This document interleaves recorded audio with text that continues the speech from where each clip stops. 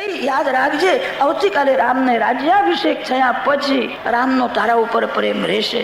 કમળ જળમાં હોય ત્યાં સુધી સૂર્ય કમળ સાથે પ્રેમ કરે.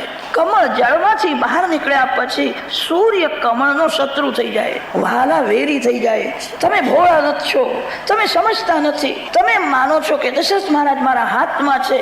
ભૂલ છે. રાજા દશરથ કપટી છે, કામી છે. પતિની નિંદા સાંભળે એ સ્ત્રીના પુણ્યનો નાશ થાય. પતિની નિંદા કોઈ દિવસ સાંભળવી. મંથરા દશરથ મહારાજની નિંદા કરે છે, કામી છે, કપટી છે. રાત્રે રોજ અહીં આવે છે, તમને ખબર નથી. મેં કહ્યા પછી તમને ખબર પડી છે. 14-15 દિવસથી રામ રાજ્યાભિષેકની તૈયારીઓ થાય છે અને તમને ખબર નથી. મંથરા દશરથ મહારાજની નિંદા કરે છે. મંથરા મૂર્ખ છે. દશરથ મહારાજ કામી નથી, જીતેન્દ્રિય, મહાન તપસ્વી છે, મહાન ભગવત ભક્ત છે. એ પરમાત્માના પિતા થયા છે. મંથરા મૂર્ખ છે. મહારાજા દશરથની નિંદા કરે. કામી રાજાઓ મુખના મીઠા હોય છે, મનના મેલા હોય છે. તને ખબર નથી, મારું કઈ બગડવાનું નથી. રામને રાજ્યાભિષેક થાય તો આવતીકાલથી તારું બધું બગડવાનું છે. કઈ યાદ રાખજે, તને અયોધ્યામાં રહેવું હોય તો કૌશલ્યાજીની દાસી થઈને રહેવું પડશે. કૌશલ્યાજીના ઘેર તારે પાણી ભરવું પડશે. રાજ્યાભિષેક થયા પછી રામ તારા ઉપર પ્રેમ નહીં રાખે. રામ સ્વાર્થી છે, એને રાજા થવું છે અને તેથી એ તારા ઉપર પ્રેમ બતાવે છે. એ તો કૌશલ્યાનો દીકરો છે. મોટો દીકરો રાજા થાય અને નાનો દીકરો એનો નોકર થાય. આ કેવી રાજનીતિ છે? મારો ભરત નોકર છે, તમે ભોળા છો. આ બધું કપટ છે. તમારું બધું બગડવાનું છે, મારું કઈ બગડતું નથી. મને કોઈ સ્વાર્થ નથી. મંથરા જે બોલે છે તે કઈને બધું સાચું લાગે. એને શો સ્વાર્થ છે? મંથરા મારા ભરતને કેદમાં રાખવાના છે કે એવું મેં સાંભળ્યું છે. ખોટું બધું બોલે છે. વેર વધે એવી રીતે મંથરાએ કઈને શિખામણ આપી છે. શોકીઓ કેવી રીતે ત્રાસ આપે છે તમે સમજતા નથી. તમે ભોળા છો. આ કૌશલ્યાનું બધું કપટ છે. તમારા ઉપર દશરથ મહારાજનો પ્રેમ છે એ કૌશલ્યાને સહન થતું નથી. કૌશલ્યાની ઈચ્છા છે કે બધા મને માને છે, આ કઈ મને માનતી નથી. કઈ મારી દાસી થાય. તેથી એ કૌશલ્યાએ આ બધું કર્યું. કઈ રડવા લાગી. મંથરા હું તને ખરું કહું છું, હું મારા પિયરમાં જઈને રહીશ, પણ હું કૌશલ્યાજીની દાસી તો નહીં. તો રાણી થયા પછી મેં કોઈનું બગાડ્યું નથી. મારા દીકરાને કેદમાં રાખવાના છે કે હા કેદમાં રાખવાના. તેથી તો એને અહીંથી મોકલ્યા છે. કઈ રડવા લાગી. ત્યારે મંથરા કઈને સમજાવે છે, રડશોમાં. જે કૌશલ્યાએ તમારા માટે કર્યું હતું તમે પણ કૌશલ્યાના માટે એવું જ કપટ. તમે કૌશલ્યાને રડાવો. કઈ તો ભોળી છે, છલ કપટ બહુ જાણતી નથી. બધું મંથરા શીખવાડે. રાજાએ તમને 2 વરદાન આપ્યા છે.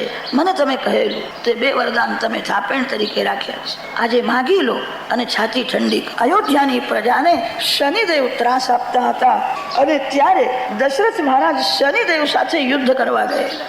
કઈ વીર છે. કઈમાં ઘણા સદગુણ હતા. દશરથ મહારાજ સાથે કઈ તે વખતે ગઈ હતી.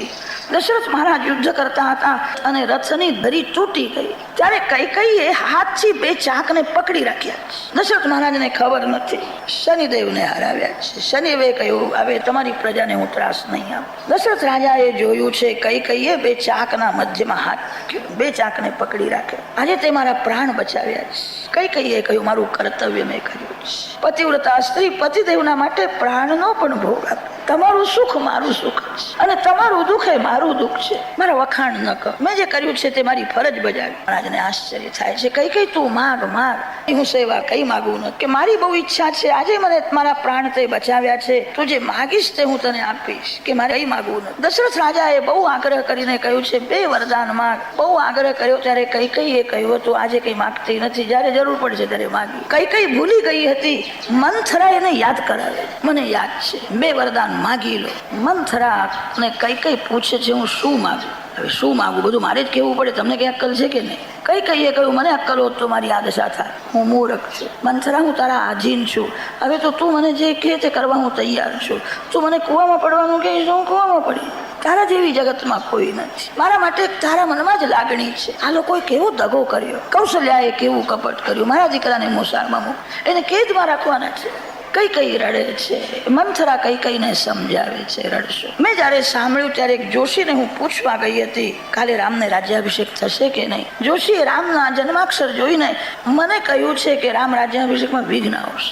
રામને રાજ્યાભિષેક થવાનો નથી. મને જાણીને આનંદ થયો. તમારા હાથમાં બાજી છે. દશરથ મહારાજ પાસે માગો કે મારો દીકરો ભરત એ રાજા થાય. ભરતને રાજ્યાભિષેક થાય એવું વરદાન માગો. મંથરાએ આ શીખવાડ્યું છે. પહેલું વરદાન માગો, ભરતને રાજ્યાભિષેક થાય.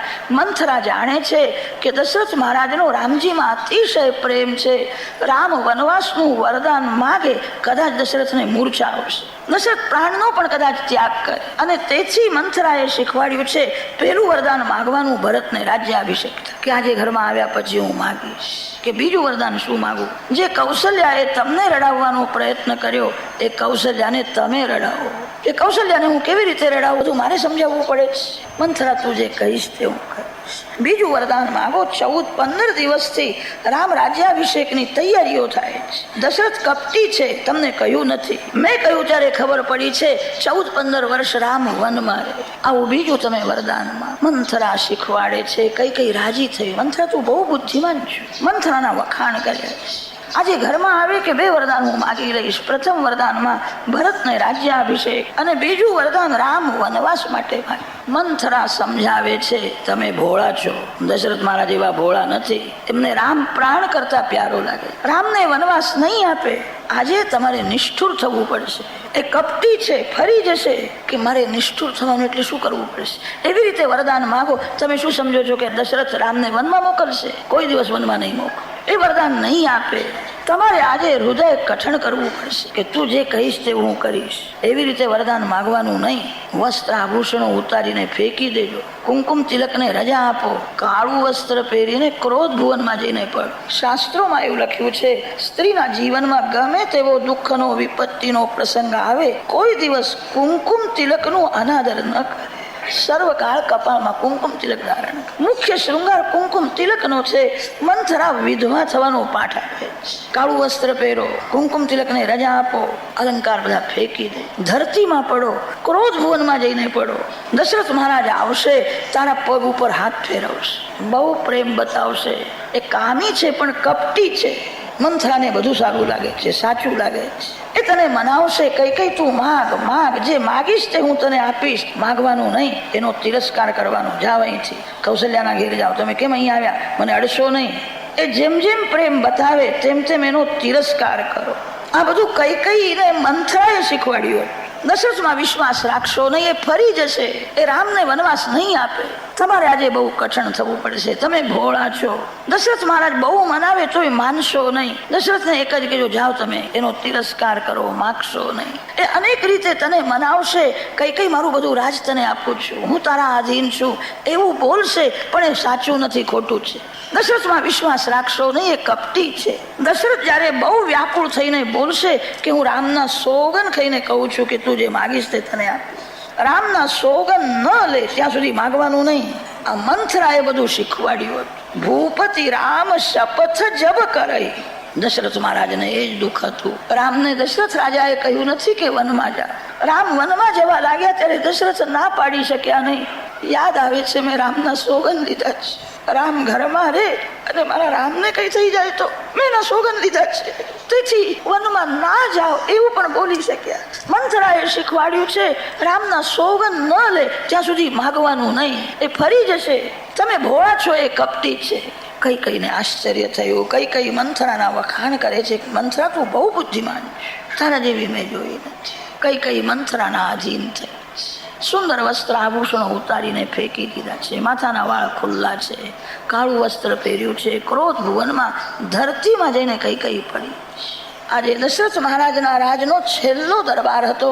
આજે દરબારમાં નિર્ણય થયો, આવતીકાલે રામને રાજ્યાભિષેક થશે. સૂર્ય અંશની પવિત્ર ગાદીને દશરથ મહારાજ વારંવાર વંદન કરે છે. આ ગાદીમાં ભગીરથ મહારાજ બેસતા હતા, જે ભગીરથ મહારાજ ગંગાજીને લઈ આવ્યા. આ ગાદીમાં સત્યવાદી હરિશ્ચંદ્ર મહારાજ બેસતા હતા. આ ગાદીમાં રઘુરાજા વિરાજતા હતા.